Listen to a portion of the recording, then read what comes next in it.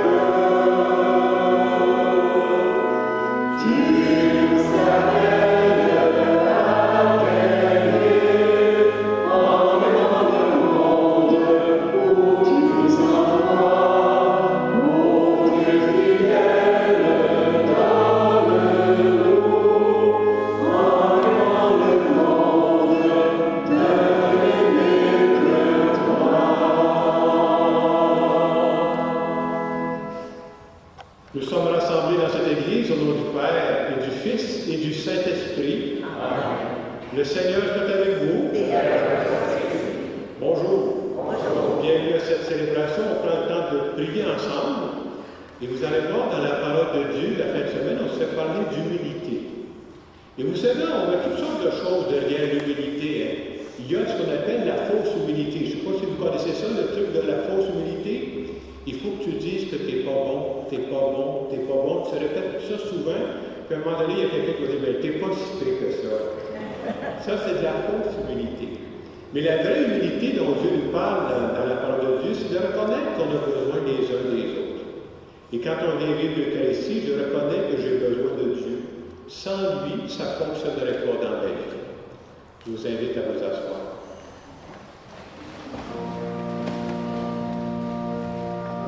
Au tout début de cette célébration, prenons quelques instants pour nous recueillir, quelques instants pour nous rappeler que Dieu est avec nous dans cette Église.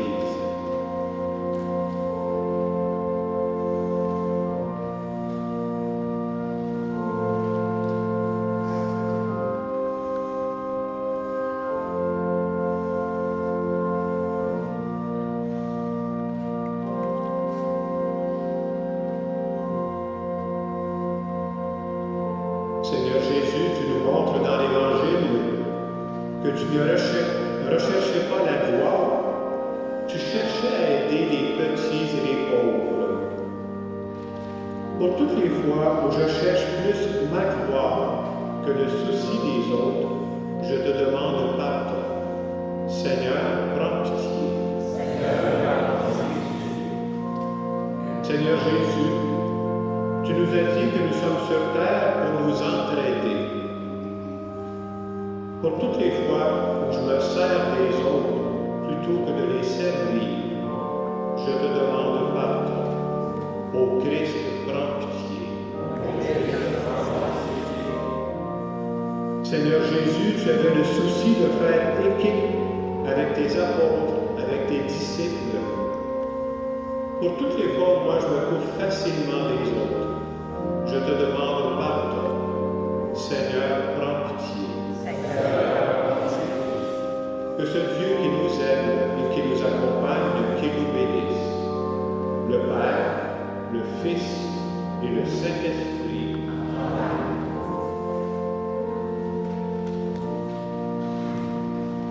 peut se lever pour le chant du gloire à Dieu.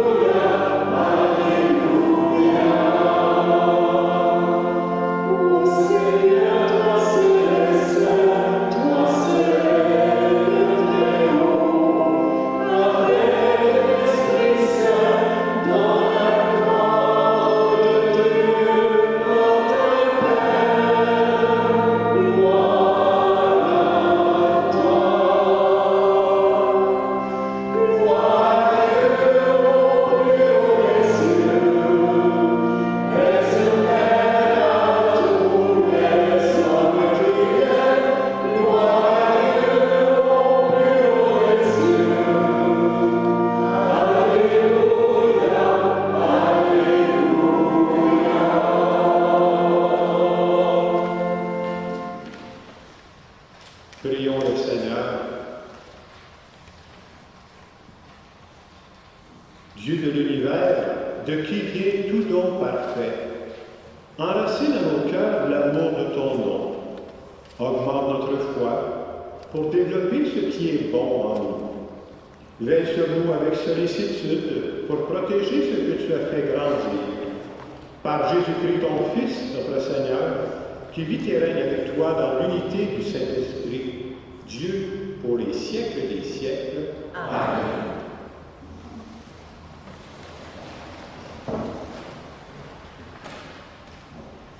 Lecture du livre de Ben Sira le Sage. Mon fils, accomplis toutes choses dans l'humilité, et tu seras aimé plus qu'un bienfaiteur. Plus tu es grand, plus il faut t'abaisser. Tu trouveras grâce devant le Seigneur. Grande est la puissance du Seigneur, et les humbles lui rendent gloire. La condition de l'orgueilleux est sans remède, car la racine du mal est en lui. Qui est censé médire les maximes de la sagesse. L'idéal du sage, c'est une oreille qui écoute. Parole du Seigneur.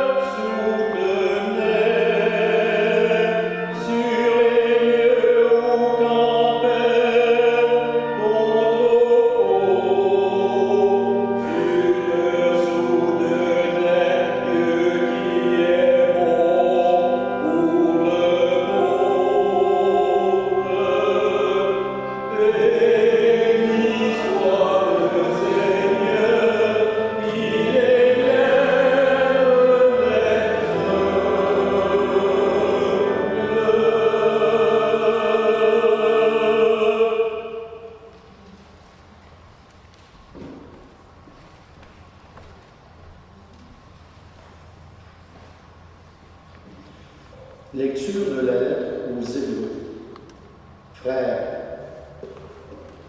quand vous êtes venus vers Dieu, vous n'êtes pas venus vers une réalité palpable, embrasée par le feu, comme la montagne du Sinaï. Pas d'obscurité, de ténèbres ni d'ouragan, pas de son de trompette, ni de paroles prononcées par cette voix que les fils d'Israël demandèrent à ne plus entendre. Mais vous êtes venus vers la montagne de Sion et vers la ville du Dieu vivant, la Jérusalem céleste, vers des myriades d'anges en fer et vers l'assemblée des premiers-nés dont les noms sont inscrits dans les cieux. Vous êtes venus vers Dieu, le juge de tous, et vers les esprits des justes amenés à la perfection. Vous êtes venus vers Jésus, le médiateur d'une alliance nouvelle. Parole du Seigneur.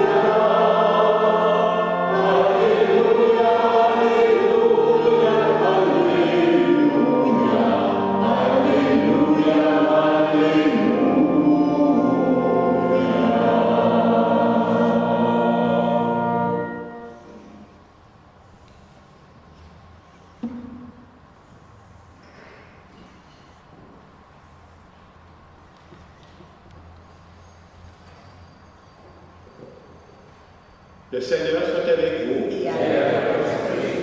Évangile de Jésus-Christ selon saint Luc.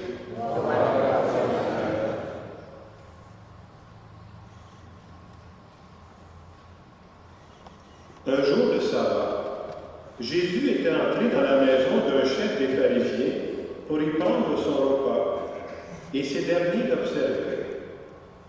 Jésus dit une parabole aux invités lorsqu'ils remarquaient comment ils choisissaient les premières places, et il leur dit: quand quelqu'un t'invite à des noces, ne va pas t'installer à la première place, de peur qu'il ait invité un autre plus considéré que toi.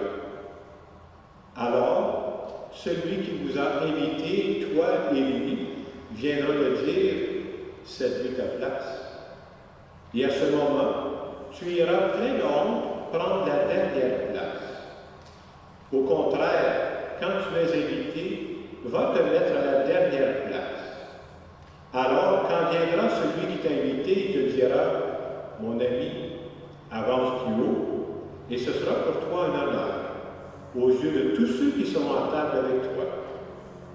En effet, quiconque s'élève sera abaissé, et qui s'abaisse sera élevé. Jésus disait aussi à celui qui l'avait invité: quand tu donnes un déjeuner ou un dîner, n'invite pas tes amis, ni tes frères, ni tes parents, ni de riches voisins, sinon eux aussi te rendraient l'invitation, et ce serait pour toi un don en retour. Au contraire, quand tu donnes une réception, invite des pauvres, des estropiés, des boiteux, des aveugles, heureux seras-tu, parce qu'ils n'ont rien à te donner en retour. Cela te sera rendu à la résurrection des Justes. Acclamons la parole de Dieu.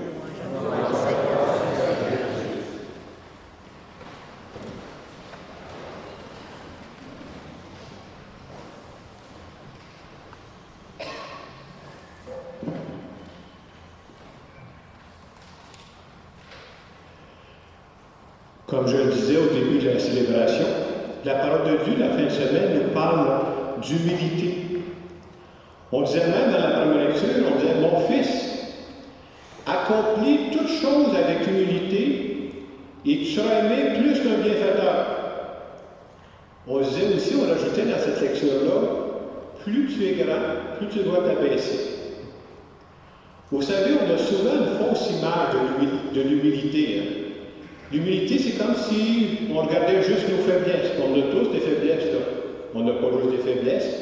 J'espère qu'on a autre chose aussi. Et à travers cette page de l'Écriture, on va nous faire comprendre que l'humilité, c'est beaucoup plus que ça. L'humilité, c'est reconnaître qu'on a besoin les uns des autres.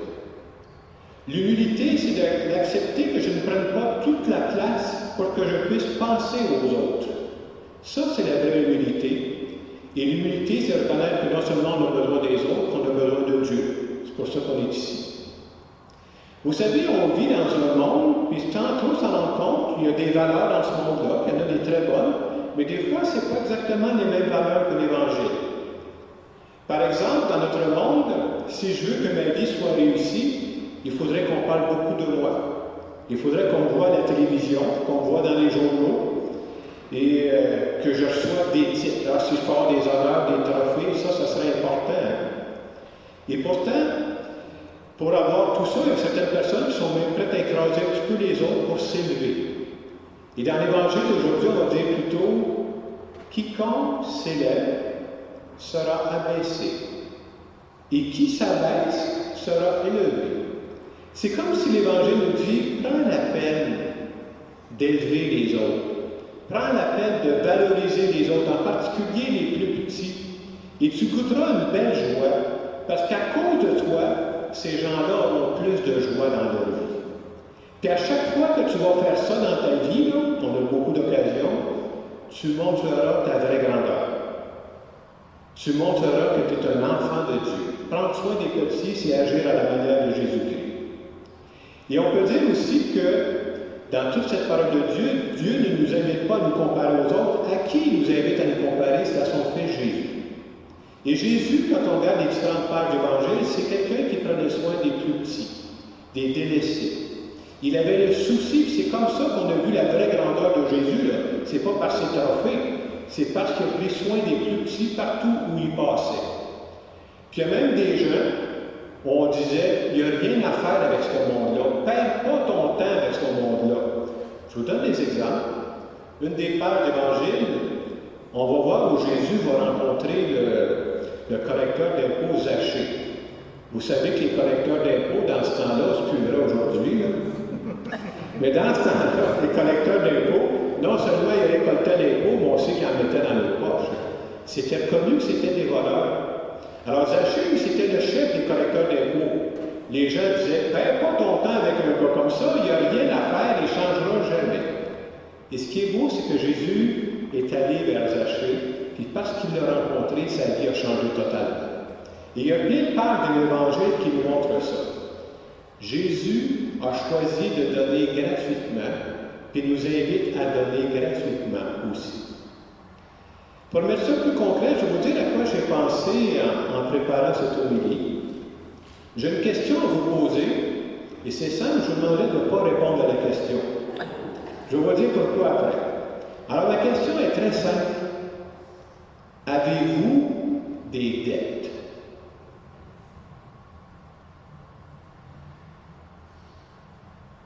Je vais vous poser la question. Et je veux juste préciser que quand je vous parle de dette, moi, je ne vous parle pas d'argent. Je ne vous parle pas de paiement sur votre maison. Je ne vous parle pas de paiement sur votre auto. Mais je vous pose quand même la même question. Avez-vous des dettes?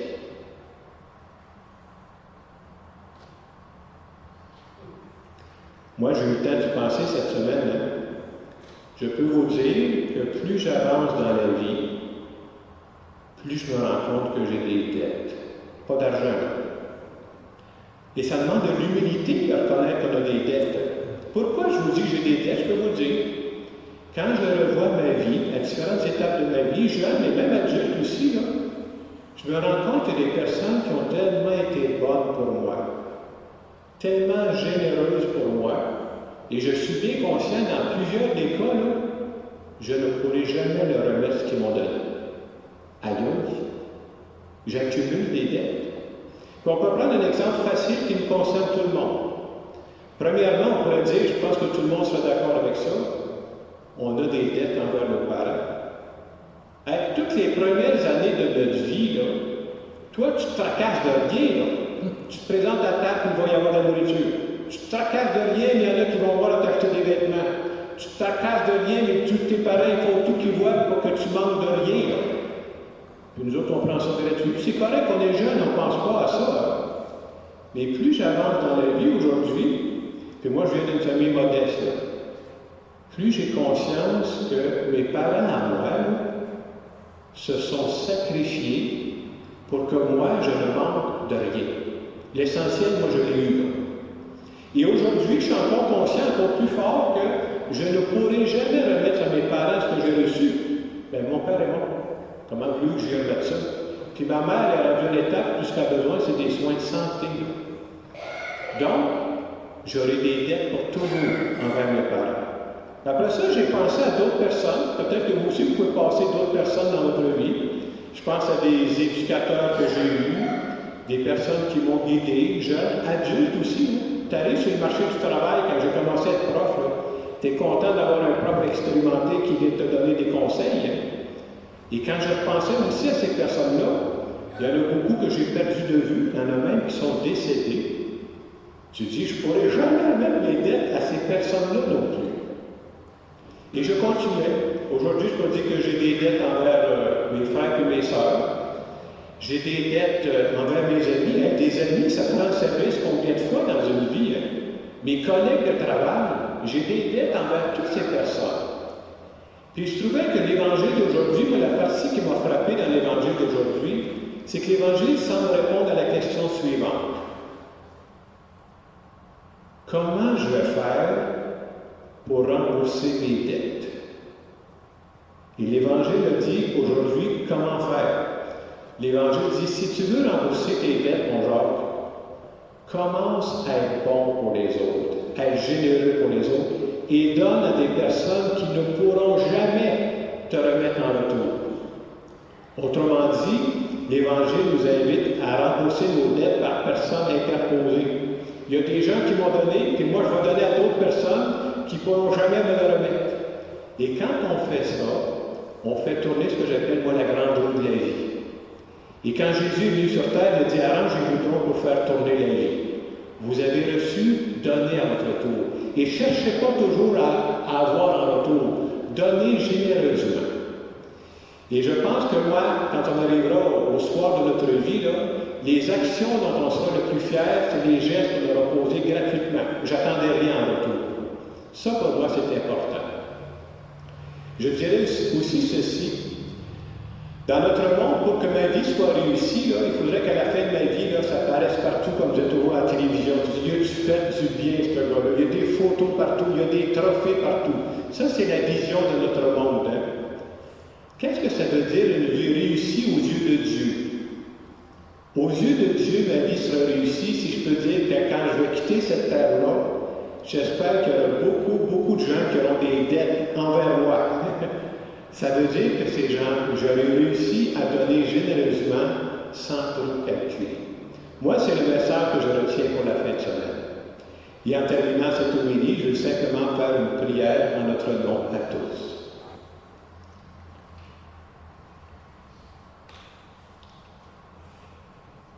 Seigneur Jésus, je reconnais que tout ce que je suis et tout ce que j'ai, ça vient de toi. Je reconnais que j'ai d'énormes dettes envers toi.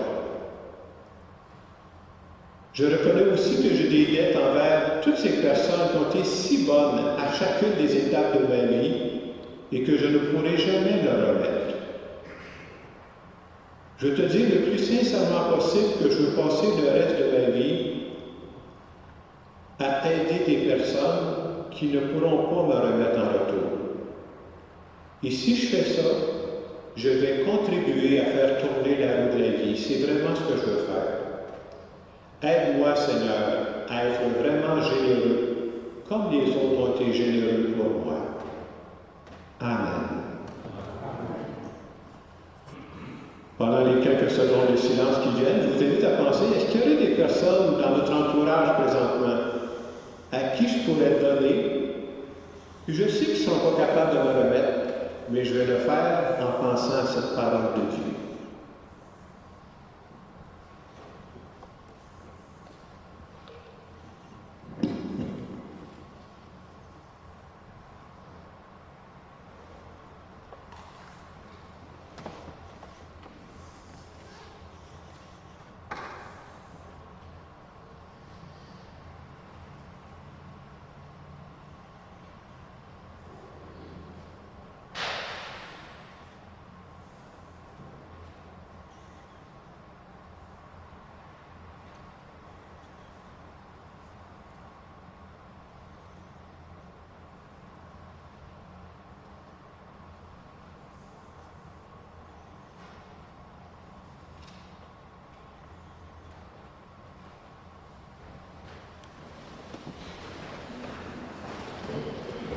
Nous voulons dire ensemble que nous croyons que nous avons tout reçu de Dieu.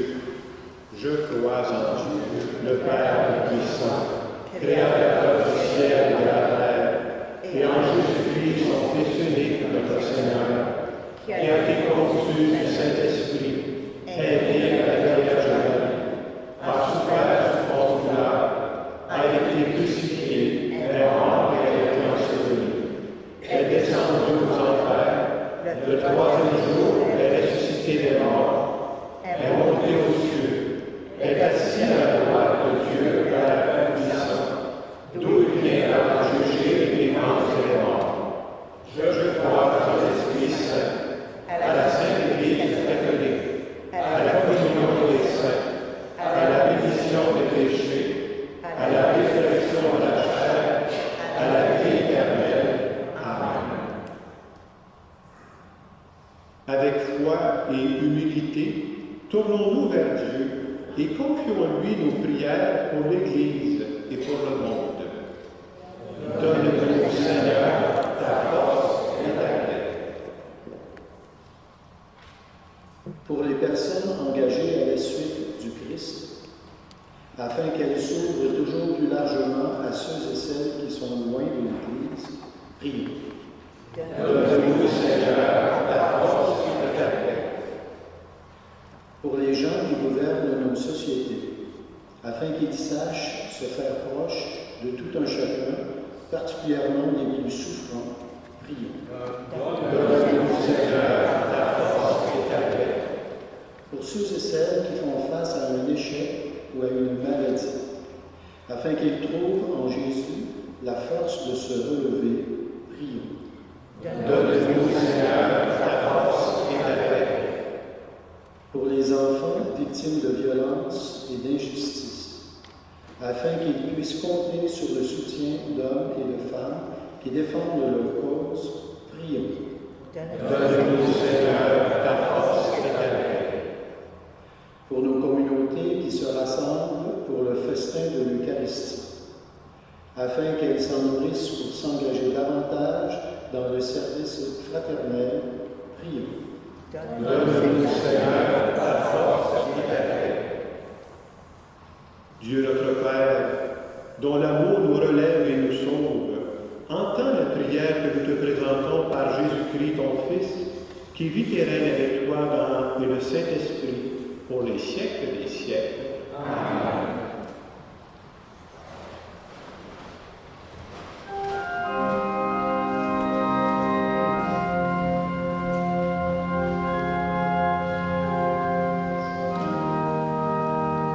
Pour aimer du plus grand amour, pour aimer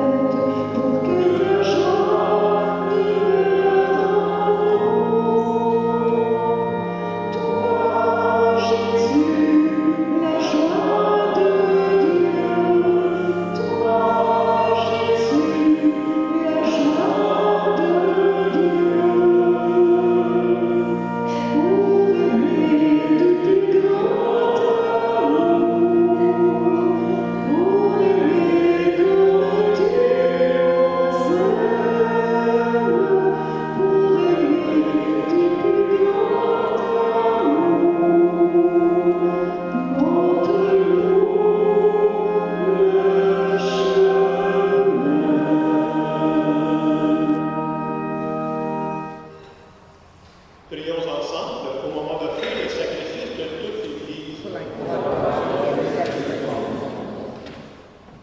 Que cette offrande sainte nous apporte à jamais, Seigneur, la bénédiction du salut, afin qu'elle donne toute sa force à ce qu'elle accomplit dans le sacrement, par le Christ, notre Seigneur. Amen. Le Seigneur soit avec vous. Et avec votre esprit. Élevons notre cœur. Rendons grâce au Seigneur notre Dieu. Vraiment, il est juste et bon pour ta gloire et notre salut, de t'offrir notre action de grâce toujours et en tout lieu. Seigneur, Père très saint, Dieu éternel et tout-puissant, toi le Créateur de tous les éléments du monde, Maître des temps et de l'histoire, tu as formé l'humain à ton image et lui as soumis l'univers et ses merveilles. Tu lui as confié ta création afin qu'il en soit le gardien et qu'en admirant ton œuvre, il ne cesse de te rendre grâce par le Christ notre Seigneur. C'est pourquoi nous te louons avec tous les anges et dans la joie, nous te célébrons en proclamant.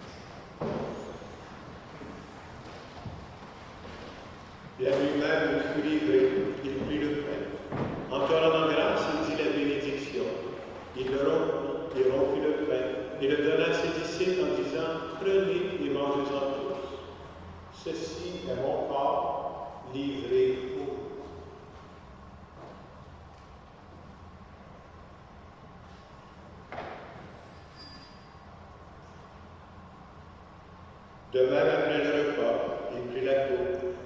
En te rendant grâce, il dit la bénédiction et donna la coupe à ses disciples en disant « Prenez et buvez-en tous, car ceci est la coupe de mon sang, le sang de l'alliance nouvelle et éternelle, qui sera versé pour vous et pour la multitude en rémission des péchés. Vous ferez cela en mémoire de moi. »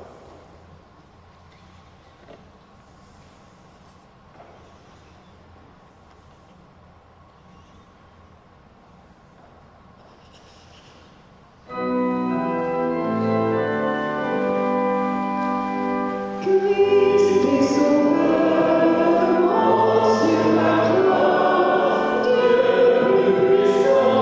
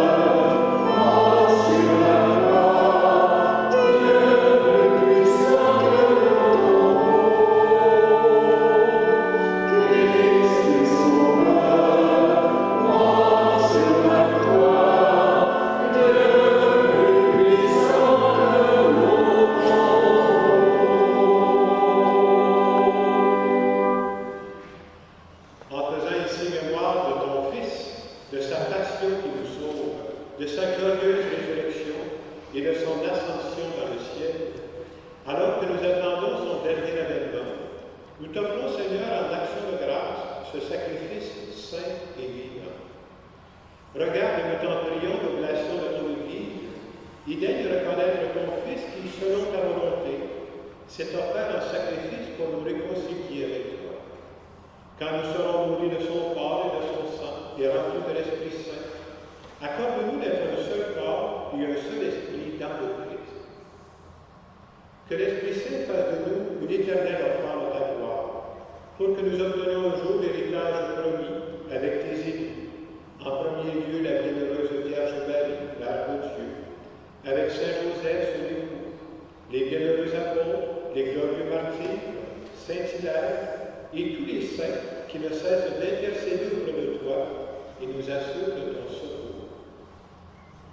Et maintenant, nous te supplions, Seigneur, par le sacrifice qui nous réconcilie avec toi, étends au monde entier le salut et la paix. Affermis ton Église en pèlerinage sur la terre, dans la foi et la charité, en union avec ton serviteur, notre pape François, notre évêque Christian, l'ensemble des évêques, les prêtres, les diacres et tout le peuple que tu as racheté. Écoute en ta bonté les prières de ta famille que tu as voulu rassembler devant toi. Dans ta miséricorde, ramène à toi, Père très aimant, tous tes enfants dispersés. Pour nos frères et nos sœurs défunts, et pour tous ceux qui ont quitté ce monde et trouvent grâce devant toi, nous te prions. Et aujourd'hui, nous prions en particulier aux intentions de Émiliane Sans Souci et de Yves Dion. En ta bienveillance, accueille-les dans ton royaume, où nous espérons être comblés de ta gloire, tous ensemble pour l'éternité, par le Christ notre Seigneur, par qui tu donnes au monde toute grâce et tout bien. Par lui, avec lui et en lui, à toi, Dieu Père puissant, dans l'unité du Saint-Esprit, tout honneur et toute gloire, pour les siècles des siècles. Amen. La parole de Dieu nous amenait à reconnaître aujourd'hui que c'est vrai qu'on a tous des dettes. Je ne parle pas des dettes d'argent. Combien de personnes ont été bonnes pour nous? Mais quand on croit à Dieu, c'est Dieu qui est passé par ces personnes-là pour prendre soin de nous. Et en le priant aujourd'hui, on veut lui dire merci. Et à notre tour, on veut donner aussi sans attendre de retour. Notre Père, qui es aux cieux, que ton nom soit sanctifié, que ton règne vienne, que ta volonté soit faite sur la terre comme au ciel. Donne-nous aujourd'hui notre pain de ce jour. Pardonne-nous nos offenses, comme nous pardonnons aussi à ceux qui nous ont offensés. Et ne nous laisse pas entrer en tentation, mais délivre-nous du mal. Délivre-nous de tout mal, Seigneur, et donne la paix à notre temps. Soutenus par ta miséricorde, nous serons libérés de tout péché, à l'abri de toute épreuve. Nous qui attendons que se réalise cette bienheureuse espérance, l'avènement de Jésus-Christ, notre Sauveur.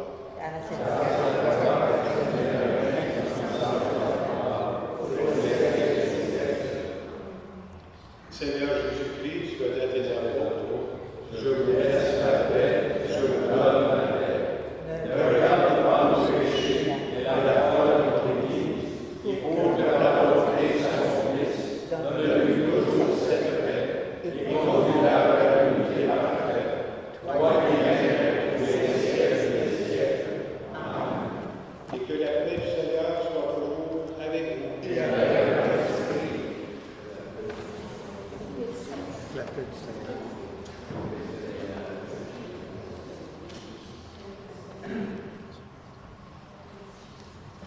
Amen.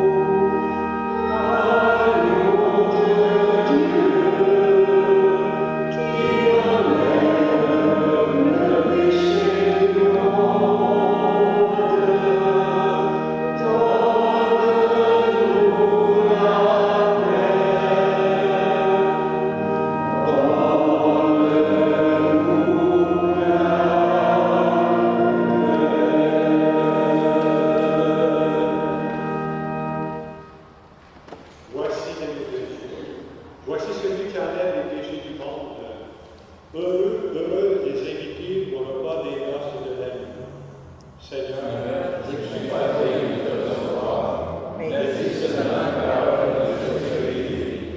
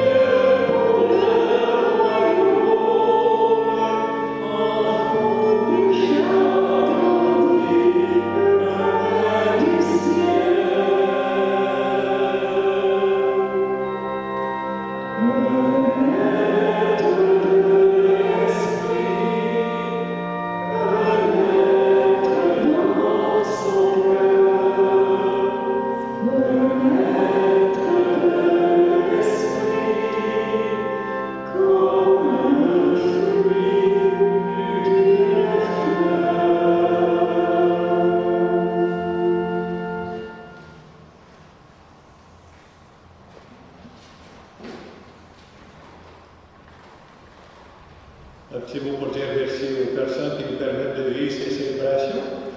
Et je vais vous dire aussi que cette semaine, comme on le fait au début de chaque année pastorale, le diocèse fait ce qu'on appelle le lancement de l'année pastorale. Alors c'est ouvert à toutes les personnes qui le veulent.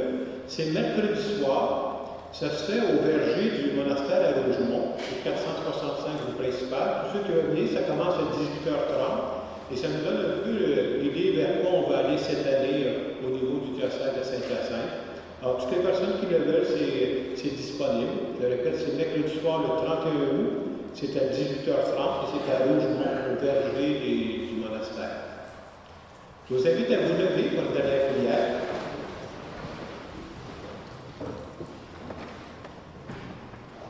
Rassasiés par le Père reçu à la table du ciel, nous te prions, Seigneur, que cette nourriture fortifie en nos cœurs la charité et nous stimule à te servir dans nos frères et sœurs, par le Christ notre Seigneur. Amen. Prenons quelques secondes pour nous recueillir. Pendant cette célébration, tu nous as rappelé, Seigneur, que nous sommes des humbles, c'est-à-dire nous reconnaissons que nous avons tellement reçu des autres et de toi. C'est vrai que nous avons des dettes. Et à notre tour, on veut donner généreusement, sans attendre de retour. Et c'est pourquoi nous te demandons de nous bénir. Au nom du Père, et du Fils, et du Saint-Esprit. Allez dans la paix du Christ. Bonne semaine.